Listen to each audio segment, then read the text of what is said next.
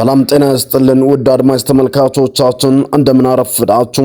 የሰዓቱን አበይትና ሰበር መረጃዎች ይዘን ቀርበናል። በቅድሚያም አርዕስተ ዜናዎችን በማስቀደም ጀምራለሁ። ግንቦቹ ከባድ ጥቃት ፈጸሙ። የሸዋ ፋኖ ከአዲስ አበባ አቅራቢያ ለኦሮሚያ ግንቦች ውጊያዎችንም ከፍተዋል። የፋኖ ኃይሎች ሌሊቱን ግንቦቹ ገብተው ከተማዋን በመቆጣጠር አነጋግ ላይ ከተማዋን ለቀው መውጣታቸውም ተነግሯል።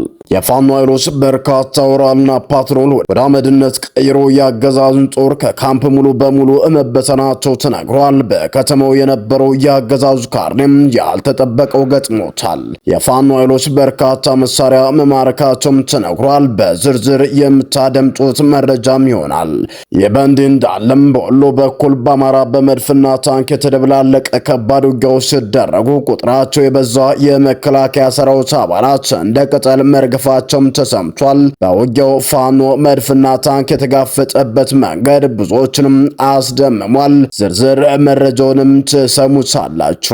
ወዲህ የፋኖ መሪዎች ለመደምሰስ ከሰኔ 30 በአብይ አህመድ ተሰጥቶ የነበረው የውጊያ ትዕዛዝ ከወዲሁ መክሸፉ እየተነገረ ነው። በጉዳዩ ላይ ሰፊ መረጃም አለን።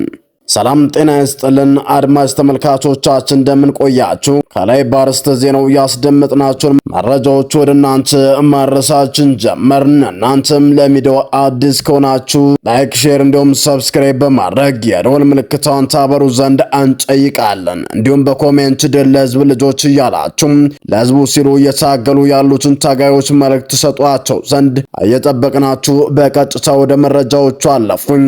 እስከ ፍጻሜው ድረስ አብራችን ቆዩ።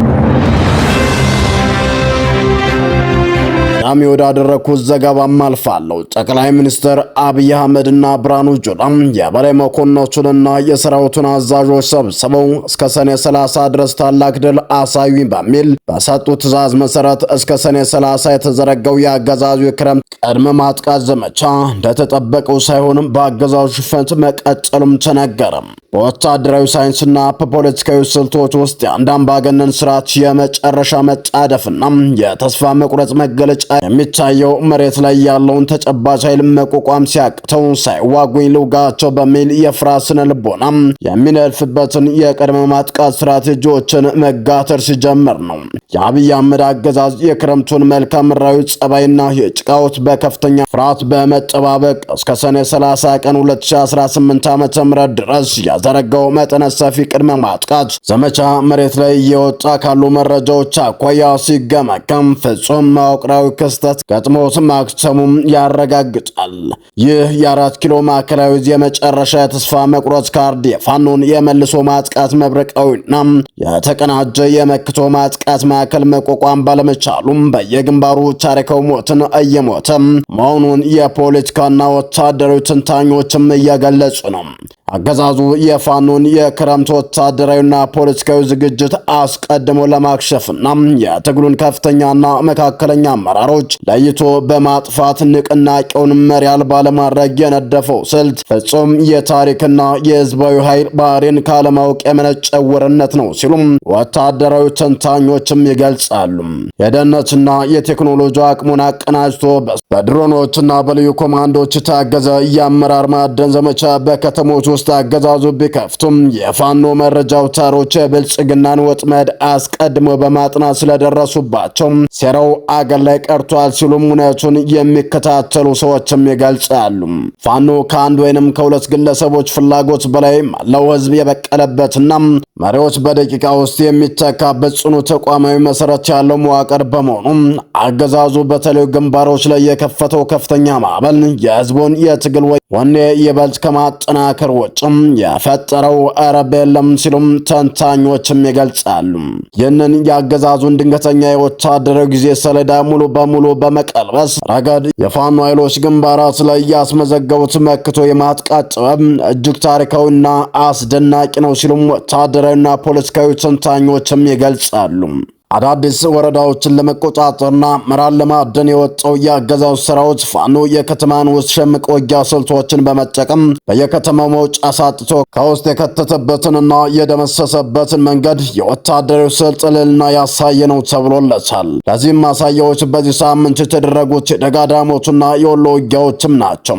በአጭር ቀናት ውስጥ በአገዛዙ መከላከያ ላይ ከፍተኛ የሰው ኃይል ኪሳራ የደረሱ ሲሆን በርካታ ከባድና ቀላል መሳሪያዎችን ስንቅና ትጥቅ በፋኖ መውደቃቸው የብልጽግና ሰራዊት ፍጹም ለሆነው የስነልቦና ስብራትም ዳርጎታል። በእነዚህ ውጊያዎች የህዝብ ፍጹም ደጀንነትና ሰላዮች አይን የማወር ብቃት የአመራሩን ደህንነት ይበልጥ በማጠናከር የክረምቱን ስልታዊ ወታደራዊ ዕቅድ በላቀ ደረጃ ለመቀጠል ለፋኖ ኃይሎች አስችሏልም ተብሏል። እስከ ሰኔ 30 የተዘረጋው ዘመቻ መክሸፉ ለአገዛዙ ፍጻሜ እጅግ ፈጣንና አሁናዊ አንድምታ ያለው ክስተት ነው ሲሉም ተንታኞችም ይገልጻሉ። ቀድመን አጥቅተን እናጠፋቸዋለን በሚል ተስፋ የተነደፈው የአገዛዙ ስትራቴጂ ፍጹም ዕቃ በመቆፈር አገዛዙ በዚያ አስቸጋሪ ክረምት ወቅት የመከላከያ መስመሩን ይበልጥ ተበጣጥሶ ለፋኖ ጥቃቶች እንዲጋለጥና ክረምቱን ሙሉ በሲኦል ውስጥ እንዲያሳልፍ ፈርዶበታል ሲሉም የወታደራዊ ምንጮችም ገልጸዋል። ይህ የአገዛዙ ስትራቴጂ የመጨረሻ የተስፋ መቁረጥ ሙከራ የነበረ ሲሆን ማክሸፉ ደግሞ የስርዓቱን መፈራረስ ፍጥነት በእጅጉም ጨምሮታል። የኃይሎቹ አሰላለፍ ሙሉ በሙሉ ተጠናቋል። የተመዘገበው የፋኖ ታላላቅ ድሎች ማዕበልም የአምባገነኑን መጋረጃ ለአንዴና ለመጨረሻ ጊዜ ለመዝጋትና ወደ መናገሻው አዲስ አበባ ለመገስገስ ለሚያደርገው ታላቅ ህዝባዊ እንቅስቃሴ ዋና መነሻ ሆኗል ሲሉም በትግሉ ዙሪያ በርካታ አስተያየቶችን የሚሰጡ ግለሰቦችና ተንታኞችም እየተናገሩ ነው።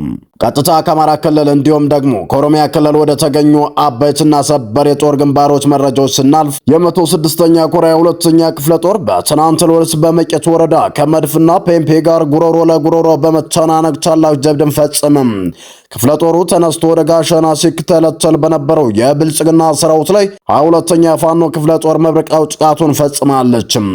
ወደ ፋኖቹ ከባድ የከበባ ጥቃት የተፈጸመበት ከበቡን ለመስበር የታገለው የብልጽግናው ኃይል የፔምፔና የመድፍ ቅንቡላ ለተከታታይ 2 ሰዓት ከበባውን ለመስበር ሲል ሲተኮስ የዋለ ሲሆን ይሁን እንጂ በመቄት የፋኖ ኃይሎች የስርዓቱን ስልጣን ጠባቂ ያገዛውን ሰራዊት ግን ከመደምሰስ ፔምፔና መድፍ ሊታደጋቸው እንዳልቻለ ነው የተናገረው።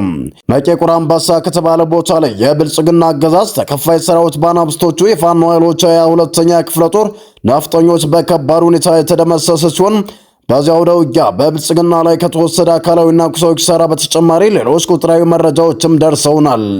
በዚያው ውጊያ የፋኖ ኃይሎች 42 የመከላከያ ሰራዊት አባላትን የደመሰሱ ሲሆን 37 የመከላከያ ሰራዊት አባላት ደግሞ ቆስለኛ መደረጋቸው ተሰምቷል። 531 የክላሽ ተተኳሽ በፋኖች ሲገባ 301 የብሬን ተተኳሽና ከ17 በላይ እጅ ቦምቦች በፋኖ ኃይሎችም ተማርከዋል። 9 ወገብ ትጥቅም ከተማረኩ ንብረቶች መካከልም ነው። ከዚህ በተጨማሪም በወቅቱ ማረጋቸው ያልታወቁ 2 ከፍተኛ አገዛዙ የጦር መኮንኖች መደምሰሳቸውን ከስፍራው ማረጋገጥ ችለናል ሲሉም መረጃውን አደርሰውናል። የፋኖ ኃይሎች በዚህ ጥቃት ያገዛዙን ኃይል ያሽመደመዱ ሲሆን አገዛዙ እንደለመደው ወደ ኋላ የቀረውን ኃይል ይዞ ተመልሷል።